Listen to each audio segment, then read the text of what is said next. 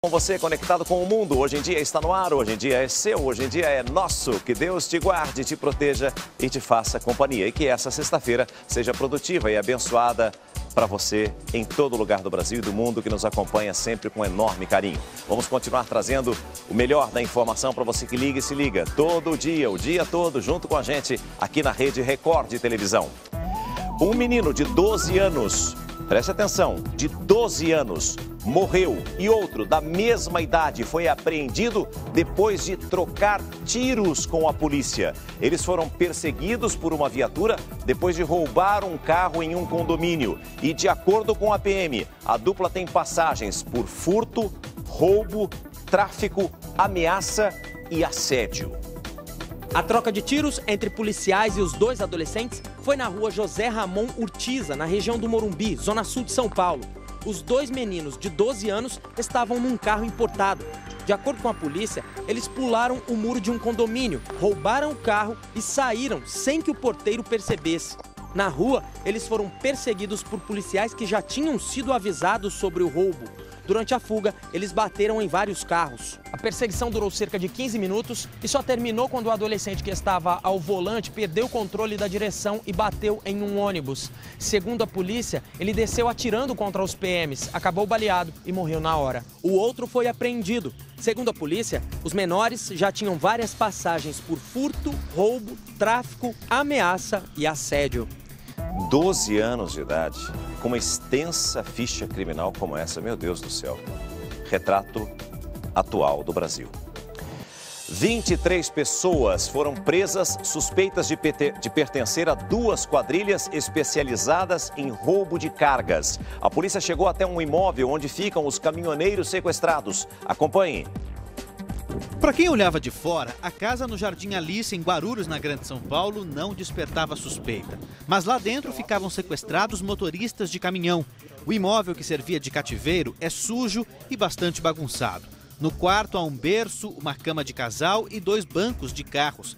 Perto da cozinha, os policiais da seccional da cidade encontraram mais peças de veículos.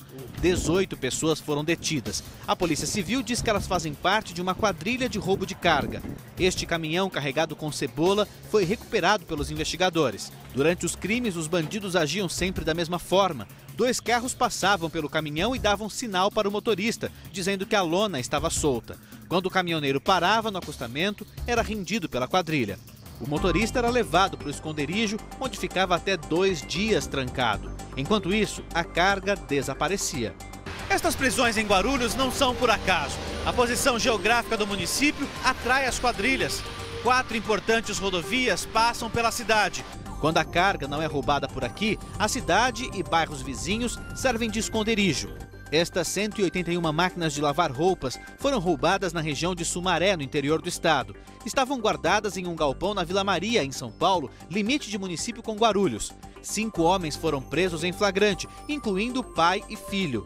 Marcos Cristóvão Gomes, de 54 anos, e André Gomes de Castro, de 24. O que causa espécie nesse caso em especial é o fato de o pai e do filho, ao que tudo indica, atuarem como receptadores. Vão ser colocados à disposição da justiça e ao final processados certamente. De janeiro a abril deste ano, foram registrados 2.929 roubos de carga no estado de São Paulo. O número é menor que o registrado no mesmo período de 2015.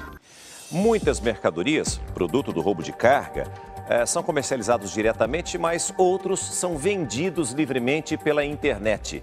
E por falar nisso, eu quero falar com você e chamar a sua atenção para este caso que vamos mostrar agora. Pessoas que costumam negociar e colocar à venda produtos através de anúncios de internet. Preste atenção. A polícia está investigando o sequestro de um motorista que anunciou a venda de um guincho em um site da internet. Ele marcou encontro com o suposto comprador que durante a negociação não quis dar o número do telefone dele. Mas antes disso, ele foi rendido, até mesmo poucos metros do local marcado e combinado com o possível comprador. A vítima passou 12 horas em cativeiro. As lágrimas de Simone são de alívio. Ela finalmente recebeu uma ligação do marido, solto pelos bandidos depois de ficar 12 horas sequestrado. Ele falou pra mim que foi sequestrado, que tá vindo pra cá. Ele não contou os detalhes ainda. Minutos depois, o desespero acaba quando a vítima, que não quis mostrar o rosto, reencontra a família.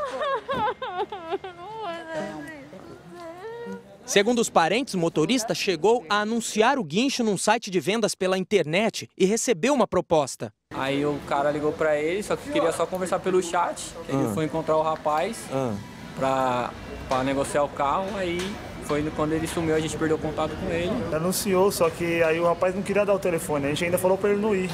Não, só no chat não dá, né? Não tem nem como saber quem é. Mas a vítima, que não quis gravar entrevista, diz que foi cercada por bandidos na rodovia Ayrton Senna quando estava trabalhando. O guincho não foi encontrado e os sequestradores até o momento não foram presos. A polícia ainda não sabe se o suposto comprador faz parte da quadrilha que sequestrou o motorista. Mas para os parentes, o mais importante foi reencontrá-lo. Hoje a gente sabe que tem tanta gente mal nesse mundo e as pessoas matam por qualquer coisa, né? Porque o material, a gente corre atrás e consegue. Agora a vida, isso não tem preço. Um funcionário da USP foi encontrado morto e amordaçado dentro do apartamento onde morava sozinho. Uma perícia feita no local pode ajudar a polícia a esclarecer o crime.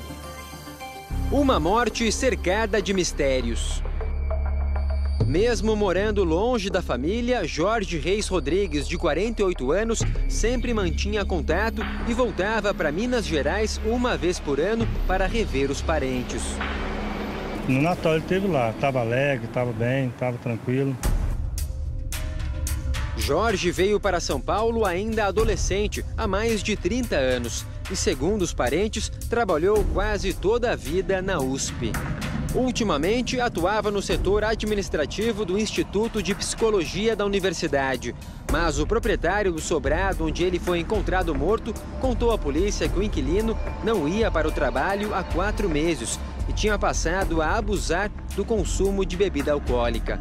Jorge era homossexual, HIV positivo e sofria de síndrome do pânico. Às vezes ele se trancava, ficava uns 15 dias, 20 dias sem falar, comunicar com as pessoas. E como a gente já sabia do problema, da doença dele, então a gente deixava quieto. Há 2 dias, parentes ligaram para Jorge e estranharam quando outra pessoa atendeu. No mesmo dia, no fim da tarde, um amigo de Jorge foi até o apartamento, encontrou a porta aberta e o corpo no chão do imóvel. Segundo a polícia, o funcionário da USP estava amordaçado e só tinha ferimentos em um dos cotovelos. A suspeita é que ele tenha sido morto por asfixia. Ao lado do corpo havia um preservativo. Em depoimento, o dono do sobrado também disse que Jorge começou a levar indivíduos desconhecidos para casa nas madrugadas.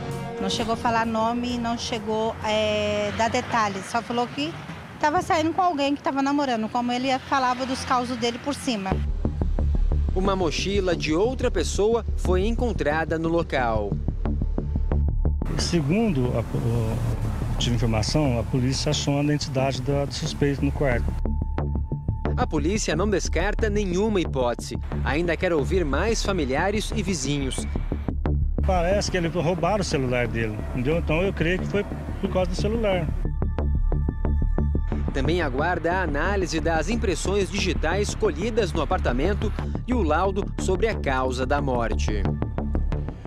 Uma jovem de 25 anos morreu num grave acidente hoje de madrugada em uma das principais vias de São Paulo. O carro de luxo bateu na mureta da Avenida 23 de Maio, capotou e parou a 30 metros do local da batida. O veículo ficou destruído e pedaços da lataria se espalharam na pista, que ficou interditada por mais de 3 horas. 3 pessoas estavam no carro, mas só a jovem que estava no banco da frente não resistiu. O motorista e um rapaz no banco de trás estão internados. Agentes de trânsito que estavam próximo ao local disseram que viram 2 carros passando em alta velocidade e suspeitam de racha. A morte de uma moradora provocou revolta em uma comunidade. Uma base da polícia foi atacada e houve tiroteio. Manifestantes fecharam ruas e incendiaram lixeiras. Acompanhe. A manifestação foi na principal via da Cidade de Deus. Do alto, o helicóptero da TV Record flagrou um momento em que moradores ateavam fogo em pneus. Repare que alguns homens estavam com o rosto coberto. Uma fumaça negra e espessa rapidamente se formou. A cerca de 500 metros dali, 2 viaturas da Polícia Militar acompanhavam a movimentação, mas permaneceram afastadas. O helicóptero da PM dava rasantes no local e, com um farol de busca, tentava localizar criminosos na mata. O protesto foi pela morte de Priscila Gonçalves Leite. Segundo os moradores, ela seria sobrinha de um dos chefes do tráfico na comunidade. O corpo foi encontrado com um tiro no rosto. Depois do crime, moradores da região relataram vários tiros. O clima ficou tenso. Nesta imagem é possível ver traficantes armados. Eles correm por uma rua da comunidade. Os criminosos atacaram a base da unidade de polícia pacificadora da Cidade de Deus. O ataque foi na localidade conhecida como Karatê. Linhas de ônibus também foram desviadas. Com medo, comerciantes fecharam as portas. A divisão de homicídios esteve no local e investiga as circunstâncias do crime. E a partir de agora, o estupro e outros crimes hediondos, aqueles considerados de extrema gravidade, vão ter prioridade na longa fila de espera que congestiona o judiciário brasileiro. É mais uma esperança para quem busca justiça e hoje espera em média, para que você tenha uma ideia, 8 anos para ter um processo julgado. Veja agora nesta reportagem de Samara Bastos. A frase "a justiça é lenta" é uma velha conhecida de todos os brasileiros. Em uma cidade grande como São Paulo, um juiz precisa dar conta de mais de 300 mil processos ao longo da vida profissional. Esse número é muito acima da média nacional, que não chega a 6 mil ações. E diante de tantos processos, há um congestionamento no judiciário. Parte do que chega aqui ou em qualquer outro fórum pode ficar guardado por um longo período. De acordo com o Conselho Nacional de Justiça, o congestionamento médio do judiciário é de quase 70%. Isso significa que a cada 100 ações que chegam aos tribunais, apenas 30 são julgadas. O restante das causas permanecem nas prateleiras, às vezes por anos, aguardando solução. É um descaso. É anos e anos sem ter resposta. Em casos como o estupro coletivo no Rio de Janeiro, que chamou a atenção do mundo inteiro, a sede por justiça só aumenta a polêmica. Por quantos e quantos anos familiares terão que esperar para ver o criminoso pagando? A resposta tem que ser rápida. Para esses casos, né, que é crimes hediondos, essas coisas, essas barbáries, tem que ter uma resposta, sim, imediata. A esperança para muita gente surgiu em maio deste ano, quando foi feita uma alteração no Código de Processo Penal. Agora, a lei diz que os processos de crimes hediondos, que são homicídios, latrocínios e estupro, por exemplo, terão prioridade. Eles não entrarão numa lista normal de espera para serem julgados por todas as instâncias. É positivo? É positivo com relação aos crimes hediondos, mas da mesma forma que se acelera os processos julgados relacionados a crimes hediondos, você acaba retardando aqueles processos de crimes não hediondos. Em média, um processo demora 8 anos para ser julgado no Brasil. Uma espera angustiante para os familiares das vítimas. Sentimento de impunidade, né? Que o sujeito comete um crime como esse, né? Tirou a vida da minha filha, um bebê, 2 anos e 3 meses, é um bebê ainda, né? Violentou a minha filha, asfixiou a minha filha até a morte e ela tá morta, enterrada, né? E ele tá aí, tipo, impune. Sabrina era a única filha de Fernando. A menina, de apenas 2 anos, foi abusada e estrangulada. Tanto que no laudo acusou que ela teve o abuso foi cometido tanto vaginal quanto anal. Então, assim, foi algo bem cruel. E segundo O laudo também apontou que foram introduzidos alguns objetos dentro dela. E depois ela foi estrangulada, né? Que foi asfixia mecânica. O crime aconteceu há 2 anos e meio e o principal suspeito é o padrasto da criança, Jefferson de Oliveira. O suposto criminoso foi preso no dia do crime. Logo em seguida, a mãe da menina também foi presa. Segundo a polícia, ela foi conivente. Mas o que parecia estar se encaminhando para uma solução estacionou. Esfriou a situação, a mídia já não estava mais em cima, o promotor que fazia parte do caso do Dr. Vigílio, ele já passou a não fazer parte do caso, que ele fez um concurso público e saiu da terceira vara. Sabe, teve a última audiência, acho que em setembro ou outubro do ano passado, e nenhuma notícia, nenhuma resposta, não sei o que decidiu da audiência, porque eu vejo o tempo passar, ninguém ser julgado, daqui a pouco é como dá a impressão, às vezes, que vão esquecer o caso, a justiça esquece o caso. O julgamento ainda não tem data para acontecer. Quem paga uma pena sou eu, na verdade, quem está pagando pena sou eu. Eu estou condenado a não ter ela enquanto eu estou aqui nessa terra, né? Eu não tenho ela do meu lado. Eu sofro, eu sinto falta. Eu vou num parque, eu vejo os pais brincando com seus filhos, eu não tenho a minha filha para brincar. No dia das crianças eu não tenho ela, no dia do aniversário dela eu não tenho ela. A mudança na lei vale para todos os crimes hediondos que ainda não foram julgados, mesmo os cometidos antes da alteração entrar em vigor.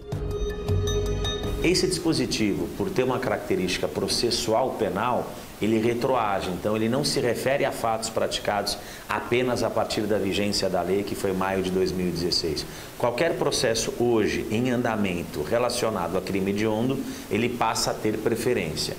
Isso não significa que o Poder Judiciário só vai julgar os crimes hediondos, né? Ele vai julgar crimes hediondos e vai também continuar julgando os crimes não hediondos. A Justiça não sabe dizer em quanto tempo os processos serão reduzidos, mas especialistas já adiantam. A agilidade do Judiciário está longe de acontecer. Numa linguagem popular, você está cobrindo com um cobertor curto. Então você cobre a cabeça e abre o pé. Você cobre o pé e abre a cabeça. Então, na verdade, a gente deveria ter celeridade não só nos crimes hediondos, mas em todos os outros crimes.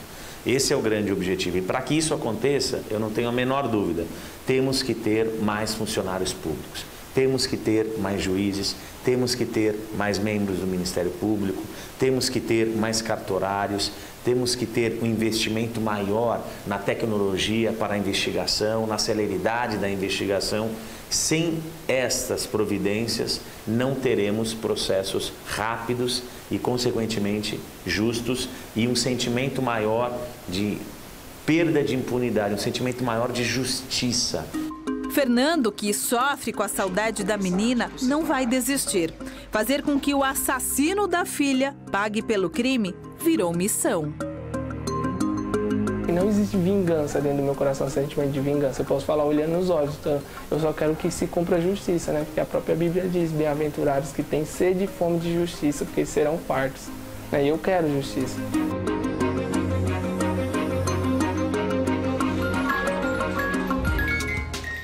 Por que tudo no Brasil é tão lento, né? A justiça morosa demora demais e quando a pessoa é julgada e condenada, cumpre parte da pena e depois está em liberdade. É um absurdo que nós vivemos aqui no nosso país. Agora, sobre o estupro coletivo citado na reportagem e amplamente divulgado nos últimos dias no Brasil e no mundo, a Polícia do Rio transferiu 2 suspeitos do crime para o complexo penitenciário em Bangu.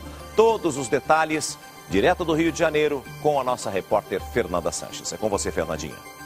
Lucas Perdomo Duarte deve deixar a prisão a qualquer momento. De acordo com os argumentos da defesa, o jogador do Clube Boa Vista não teve envolvimento com o estupro coletivo da adolescente de 16 anos. Ele era namorado da vítima. A delegada que investiga o caso confirmou que, por enquanto, não há provas para mantê-lo preso. Por isso, ele deve sair da prisão a qualquer momento. Outros 2 rapazes permanecem presos. Um deles está aqui na cidade da polícia e deve ser transferido daqui a pouco para o complexo penitenciário de Bangu. A polícia pediu a prisão prisão de outros 2 homens suspeitos de participar desse estupro. Os 2 têm participação no tráfico de drogas da comunidade onde aconteceu o crime. Um deles, inclusive, tem 10 passagens pela polícia. Voltamos ao estúdio do Hoje em Dia.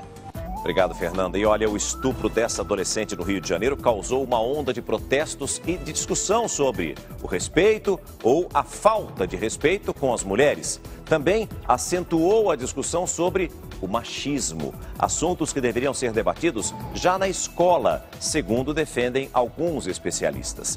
Veja agora na reportagem de Elaine Cortez.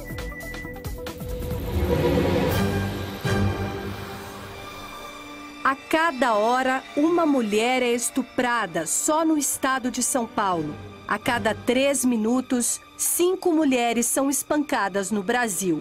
Violência doméstica, agressões físicas, tortura psicológica, ataques verbais, bullying, preconceito, desrespeito.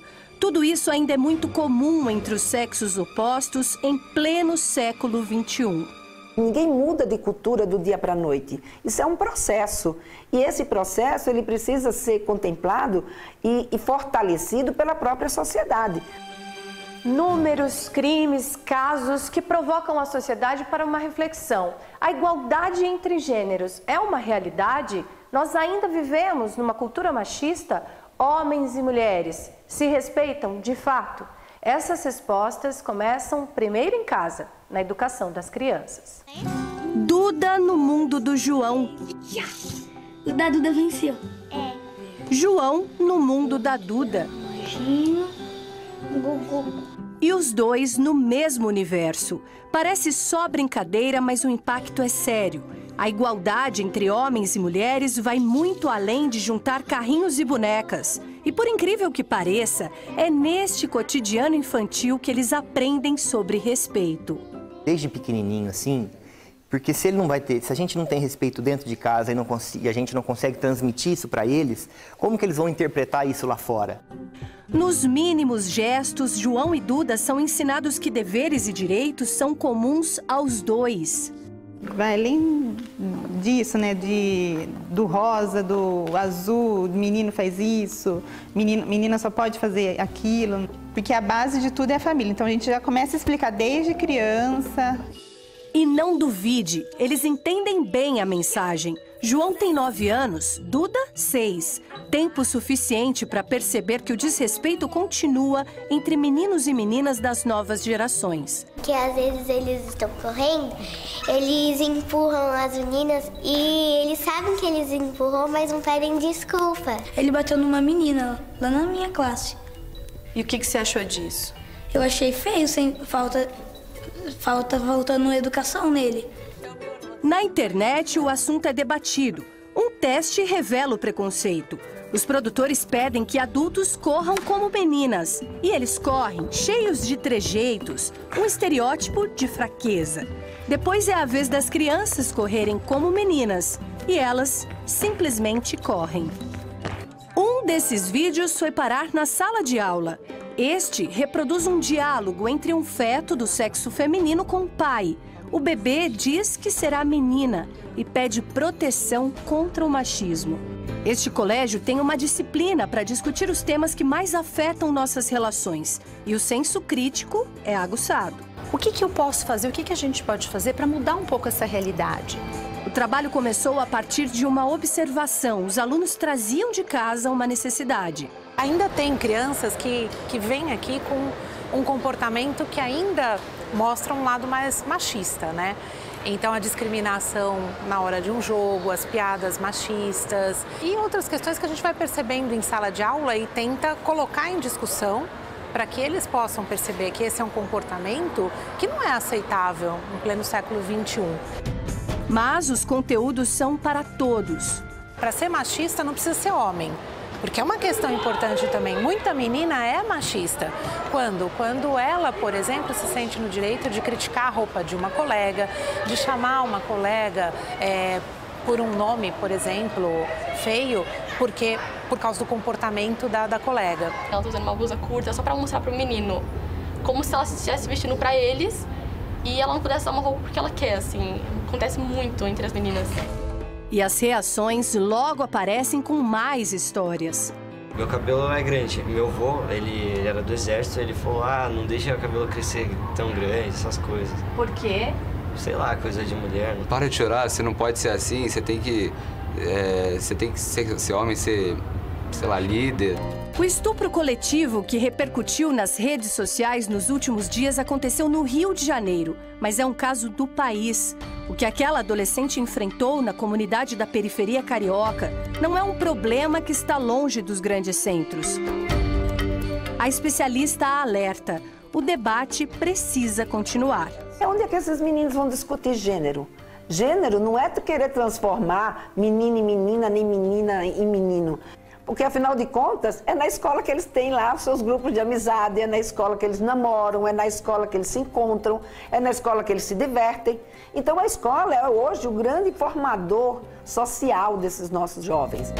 Se educadores e famílias se unirem, quem sabe a Ana Carolina, irmã do João e da Duda, e tantas outras pessoas poderão contar uma história diferente. Um novo capítulo que alguns já começaram a escrever. Que as meninas e os meninos têm os mesmos direitos.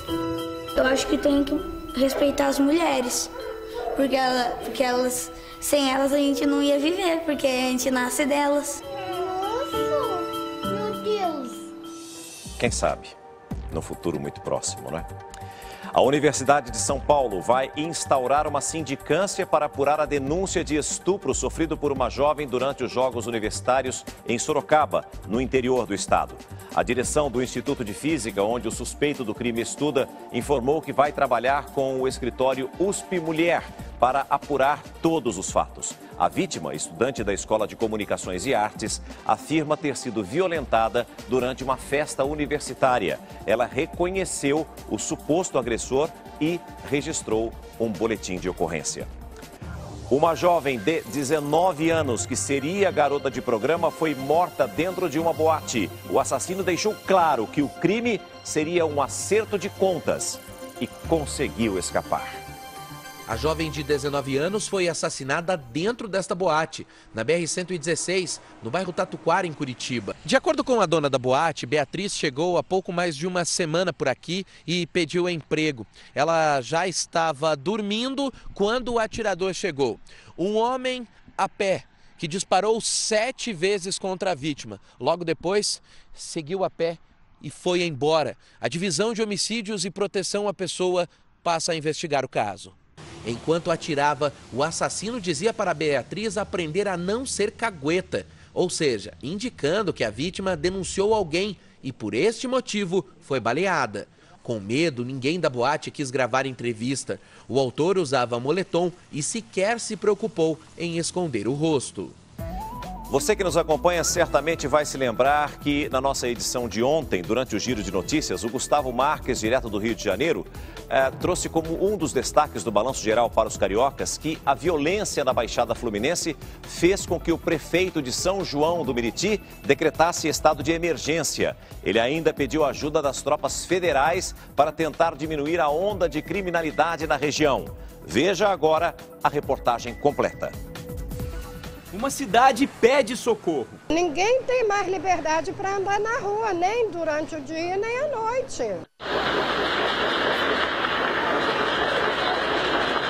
As últimas madrugadas espalharam pânico em São João de Meriti, na Baixada Fluminense. São traficantes rivais disputando territórios. O avanço da criminalidade forçou a prefeitura a decretar estado de emergência. A gente está notificando o governo federal pedindo à Força Nacional que ocupe São João de Meriti, uma vez que o direito de ir e vir do brasileiro que mora em São João de Meriti não tem mais, infelizmente, nós perdemos essa condição. Este é o Centro Comercial de São João de Meriti. Essas lojas deveriam ficar abertas até às 8 da noite. Restaurantes e lanchonetes até por volta de 11 horas. Mas daqui a pouco tudo estará fechado, porque não há movimento. As pessoas que deveriam estar aqui estão voltando para casa, obedecendo ordens de toque de recolher dos traficantes. São João de Meriti faz limite com as áreas consideradas de alto risco, como os complexos do Chapadão e da Pedreira, na zona norte do Rio. Outro município da Baixada, Nilópolis, instalou barreiras de concreto nos principais acessos. Faltam policiais na região Em São João de Meriti, por exemplo, apenas 35 PMs fazem a segurança por dia de quase 500 mil pessoas. E agora eu chamo a sua atenção para um caso simplesmente inacreditável, porque um idoso que estava sob cuidados médicos dentro de um hospital público na zona sul de São Paulo está desaparecido há mais de 24 horas. Evidentemente, a família está desesperada por informações que levem ao paciente. Pedro Roberto do Nascimento, de 65 anos, deu entrada no pronto-socorro do Hospital Arthur Saboia na noite da última quarta-feira, com suspeita de um AVC, o acidente vascular cerebral. Ele chegou em uma ambulância do SAMU, vindo do Hospital Vila Santa Catarina, onde foi socorrido inicialmente. Mas, como no local não havia neurologista, o idoso foi transferido para uma avaliação do quadro de saúde. No dia seguinte, quando o genro e a filha foram buscar o paciente, ele simplesmente havia sumido e ninguém tinha informação. Mas como assim? O casal está aqui, a filha Priscila e o genro Márcio, para contar esse drama. Bom dia para você, Priscila. Bom dia, Márcio. Bom dia. Como é que vocês deram a entrada dele nesse Arthur Saboia? Ninguém deu uma ficha, ninguém fez nada? Ele chegou de resgate de UTI do hospital, que a gente aguardava a transferência para esse hospital para realizar a tomografia. E ele entrou já na emergência, não tivemos acesso, e aí fez os devidos exames e ficamos aguardando das 23h30 até umas 3 horas. Foi quando o neurologista disse que poderíamos ir embora, que não adiantava ficar, porque não pode ficar com ele, né? E falou, pode ficar sossegado, ele está sendo monitorado aqui, não tem como ele sair, né? Vamos sossegados. A gente voltou no outro dia, né? E quando voltamos para subir para a visita, para procurá-lo, não tinha informação. E qual a explicação que o hospital Os enfermeiros. Ele não deu nenhuma explicação, simplesmente ele chamou nós, perguntou se realmente ele tinha entrado no hospital. Nós falamos, sim, ele entrou aqui no hospital. O diretor do hospital pegou e falou assim, então tá bom, vou deixar meu celular com você, se ele aparecer, você me comunica daí. Não, peraí. Olha, imagine que você leva o seu pai, um parente querido, interna no hospital, já com um quadro preocupante, com um AVC, sem saber o que pode ter acontecido. Ela permaneceu lá às 11 horas da noite, ficou até às 3 da manhã. E se deixasse, ela permaneceria certamente ao lado do pai durante toda a madrugada, durante o tempo que fosse necessário. E aí eles dizem, não, pode ir embora, pode ficar tranquilo, está sendo monitorado e não tem como ele sair daqui. E no dia seguinte você volta para fazer a visita para esse seu familiar e simplesmente eles dizem, não, ele não está aqui, ele sumiu. Mas eles não têm nem o registro de entrada dele no hospital, tem? O resgate chegou com o papel, o acompanhante do motorista, né? Deu a entrada do meu lado, me fez ficha, eu estava do lado, foi feita a ficha sim. Aí ficamos aguardando, né? Aí ele entrou, até a esposa do meu pai, que estava com ele na ambulância, entrou junto. E aí, só que ela ficou na parte de se precisar de alguma informação. Aí entrava e saía, tentava ver, né? Mas não deixam entrar. Esse hospital não tem câmeras de segurança? Tem câmera de segurança. O diretor falou para mim que ia puxar nas câmeras de segurança, né? Para ver por onde que ele saiu, por qual porta ele saiu. Agora, vocês estão fazendo buscas, a polícia está fazendo buscas, quem que está ajudando vocês nesse trabalho? A Polícia Militar está nos ajudando bastante, o pessoal lá da área, o pessoal da GCM também está colaborando com a gente. E a gente mesmo, os familiares, os amigos. Revezando. A gente revezando e procurando. Ficamos a noite inteira, eu cheguei em casa às 6 horas da manhã hoje. Já tem. A noite inteira procurando. A esposa do meu pai está lá, minhas irmãs estão lá. E depois vou sair e vou para lá também. A gente está procurando, tá? Agora, alguém deu alguma pista para vocês? Todo mundo que a gente encontra. O entorno ali do Jabaquara, o pessoal viu ele. Sim, havia um senhor que está com um moletom preto, uma jaqueta creme, está descalço, meia fina, descalço, porque ele estava sem o sapato, porque se ele estava no hospital internado, para que ele vai ficar com o sapato? Sim. E ele está sem sapato por aí. Sem documento? Sem documento, porque ele perdeu dinheiro, no dia que ele teve o lapso. Certo. Sem dinheiro, sem nada. Ele só tem um papelzinho no bolso. E além do AVC que ele sofreu, ele tem algum outro tipo de problema de saúde? Sim, ele é por isso mesmo que foi procurado lá, porque meu pai é transplantado de fígado há 10 anos já pela equipe do Hospital Albert Einstein. Então, qualquer tipo de problema que ele tem, qualquer dor, ele comunica, em vez de levar ele para qualquer hospital, a gente comunica a central de transplantes. Aí mandam levar para a central e lá eles fazem a avaliação para saber qual que é o problema, se tem a ver com a parte do órgão transplantado. E aí eles dão atendimento normal, tudo direitinho. Só que como mudou agora para o Vila Santa Catarina, agora é atendido no UPA, né, que é na frente. Sim. Se é algum problema, como não tinha relação com o fígado em questão, apresentou um problema neurológico, então não foi acionada a equipe. Aí a doutora que estava de plantão, que arrumou uma remoção, né, uma transferência para poder fazer a tomo, para a gente ter uma avaliação. Antes desse AVC, ele já tinha tido algum lapso de memória, algum problema de memória? Não, foi a primeira vez. Não. Os problemas que ele tem é decorrente ao fígado, né, e a hepatite C que ele sempre tratou, sempre foi tratado no Hospital Morumbi, né, que antigamente era lá. Agora ficaram para esse hospital, que é um ambulatório sozinho.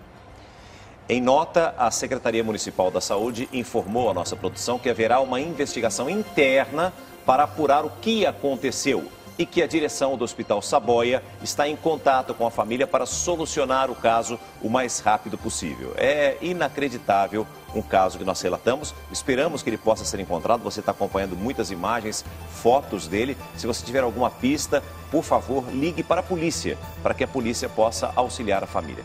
Priscila, Marcos, muito obrigado. Nós continuamos na esperança e na torcida de que ele possa ser encontrado da melhor forma possível. Muito obrigado, viu? Muito obrigado. Uma casa de frente para o mar, num cenário paradisíaco, era o desejo de muita gente que acabou caindo em um golpe. E sabe onde isso aconteceu? Na ilha de Itaparica, na Bahia. Preste atenção, um suspeito aproveitou que vários imóveis ficam vazios boa parte do ano e enganou as vítimas dizendo que as casas estavam à venda. O sonho de ter uma casa na ilha de Itaparica, um dos destinos turísticos mais procurados da Bahia, parecia estar próximo de se tornar real. Entrada e prestações suaves e ainda com uma bela vista para o mar. Uma desconfiança, ele tinha a resposta a tudo que a gente perguntava.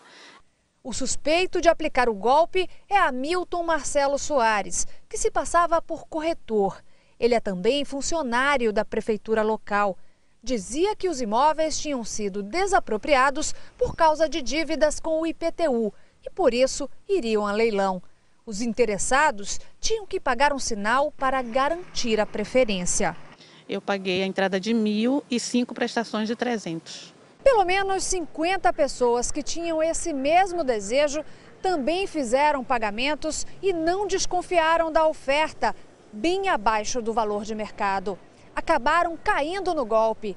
Eram casas e terrenos localizados em um dos endereços mais valorizados da ilha.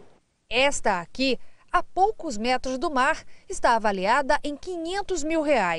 Mas no dia marcado para entregar as chaves, Hamilton não apareceu e muitas vítimas foram à delegacia para prestar queixa. Até o momento, estamos estimando em cerca de R$160 mil que foram tomados dessas vítimas.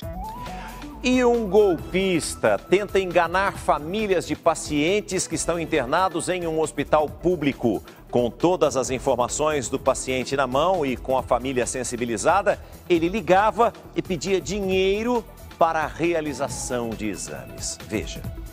A família gravou pelo celular a conversa. O homem, que se identifica como funcionário do hospital, pede dinheiro para novos exames da paciente. A senhora vai dar uma entrada de R$1.030, tá? Ao perceber que a família está desconfiada, o homem se exalta. A senhora só está prolongando o horário, nunca dá o parecer da nossa equipe médica. A gente tem medo, né? Pode estar vindo acontecer alguma coisa porque a gente não sabe o que está por trás disso tudo. A família da paciente em coma há 2 meses denunciou o caso no hospital e também na polícia.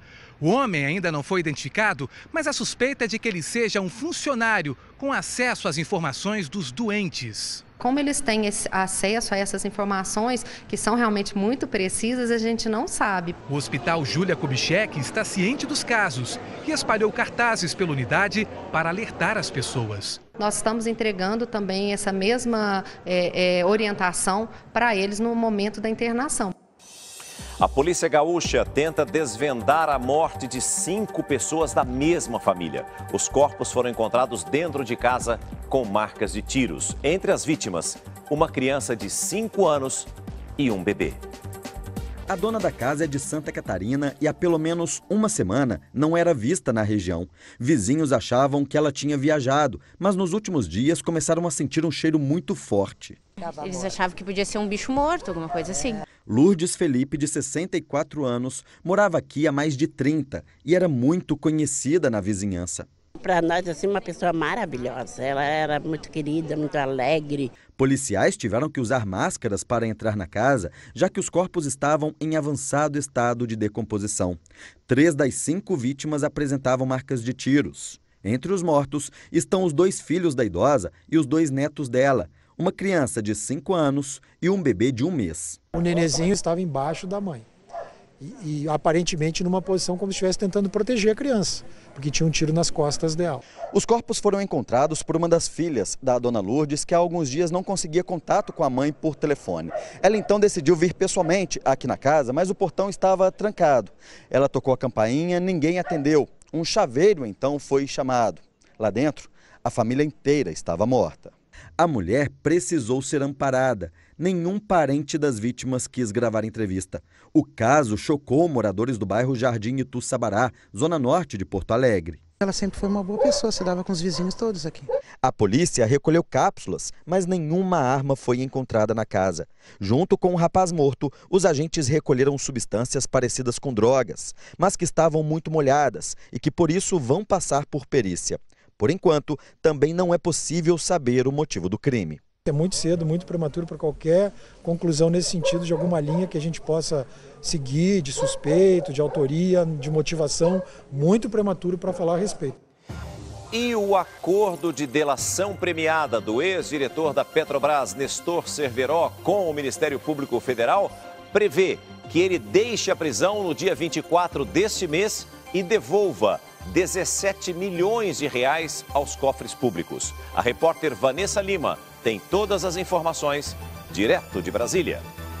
O acordo prevê que Cerveró ganhe o direito à prisão domiciliar a partir do próximo dia 24 e devolva mais de 17 milhões de reais por causa dos desvios descobertos pela Operação Lava Jato. Na delação premiada revelada ontem, Cerveró disse que em 2012 o presidente do Senado, Renan Calheiros, teria dito que sem propina não havia apoio a ele e que a presidente Dilma Rousseff mentiu ao dizer que não sabia das irregularidades na compra da refinaria de Pasadena nos Estados Unidos. O ex-diretor da Petrobras e da BR Distribuidora disse ainda que na época em que Fernando Henrique Cardoso era presidente da República, a empresa do filho dele, Paulo Henrique Cardoso, foi contratada pela Petrobras num negócio irregular. Voltamos ao estúdio do Hoje em Dia. Obrigado pelas informações. Olha, final feliz para o menino que estava desaparecido havia 6 dias em uma floresta no Japão, deixado lá pelos próprios pais por castigo. O garotinho de apenas 7 anos, olha a foto dele aí, que graça esse garoto, não é? Foi encontrado por um soldado numa área de treinamento militar. De acordo com a imprensa japonesa, o menino encontrou uma cabana e bebeu água de uma torneira. Ele estava com muita fome e pediu comida ao ser encontrado. O garoto foi levado para um hospital e passa bem. O pai da criança pediu desculpas ao filho por ter deixado de castigo na floresta. Aliás, uma floresta em que tem muitos ursos. E foi um verdadeiro milagre esse garotinho ter sido encontrado com vida. Um exame toxicológico revelou que o cantor Prince morreu por overdose de analgésico. Uma dosagem maior do que o corpo poderia suportar. A autópsia de Prince aponta que ele foi vítima de uma overdose acidental, provocada pela ingestão de fentanil, um tipo de opioide sintético. O analgésico é considerado potente e perigoso, utilizado para tratamento de dores agudas, principalmente após cirurgias. É 50 vezes mais forte que a heroína. O medicamento foi prescrito a Prince após uma operação que ele realizou no quadril, mas segundo o laudo, foi a automedicação que o matou. O astro era considerado um dependente de opioides e estava se preparando, inclusive, para se inscrever em um programa de tratamento. O cantor foi encontrado morto no dia 21 de abril, na casa onde morava em Minneapolis. A fatalidade reflete uma dependência epidêmica que assola os Estados Unidos. Só em 2014, 28 mil pessoas morreram pelo uso de opioides no país. Harry Scott, responsável pela ONG Samaritan Village, que ajuda dependentes, acredita que o aumento no número de usuários esteja ligado a uma cultura que incentiva o consumo dessas pílulas, além da falta de fiscalização. Os médicos prescrevem a substância e não acompanham os pacientes, não sabem do histórico e nem se são vulneráveis a se tornarem viciados ou não, afirma.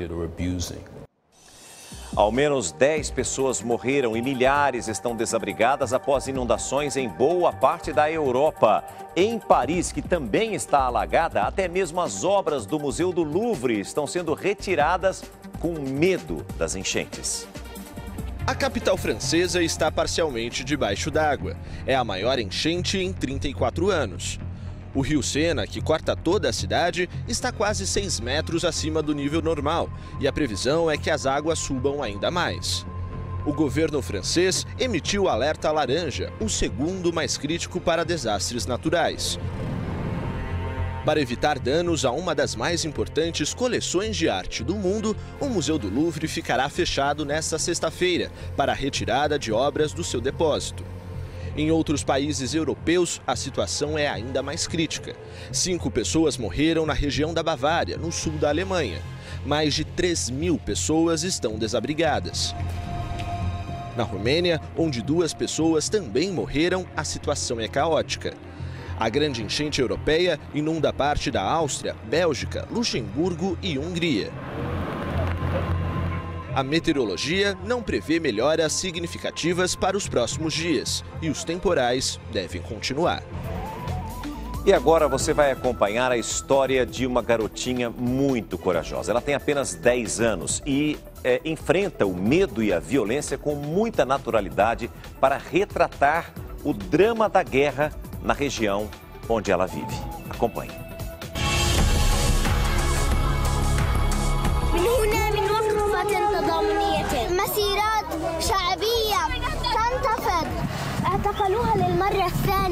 Jana Jihad tem apenas 10 anos, mas já mostra um talento especial para o jornalismo. Ela conta que começou a trabalhar quando percebeu que muitas coisas aconteciam e não eram noticiadas, como, por exemplo, a morte de um amigo e de um tio. A disputa entre judeus e palestinos por território remonta ao século XX e dura até hoje. Só no ano passado, quase 200 pessoas foram mortas nesses conflitos.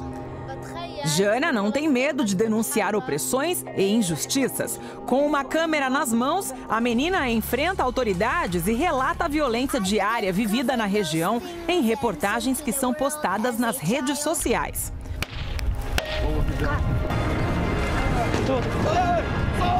O sonho de Jana é estudar jornalismo em Harvard, nos Estados Unidos, e trabalhar para uma grande emissora.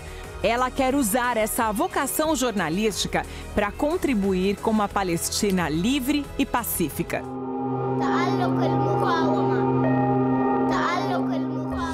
Olha, ela já pode ser correspondente internacional da Rede Record Televisão, não é?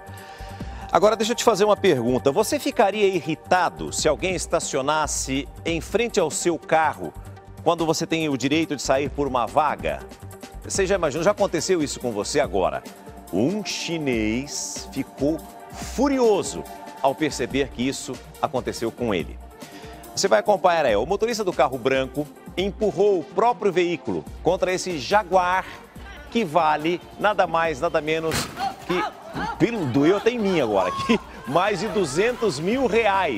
Essa cena surpreendeu quem passava pelo local e, de acordo com a imprensa chinesa, a confusão aconteceu após o motorista do carro branco esperar horas e horas pelo dono do Jaguar, que só apareceu à noite.